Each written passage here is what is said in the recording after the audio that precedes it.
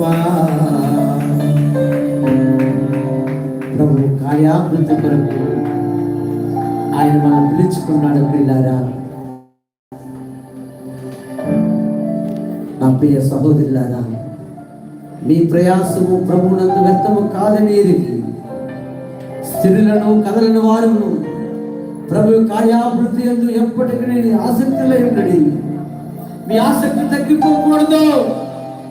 మీ ఆసక్తి మొదటి రోజు ఎలాగైతే ప్రభువులో ఉన్నామో ఆ చివరి రోజు వరకు అదే ఆసక్తి కనపరచాలి. ప్రభుకి ఏదైతే మాట ఇచ్చామో ఆ మొదటి రోజు ఏదైతే అనుకుని జీవిస్తూ ఉన్నామో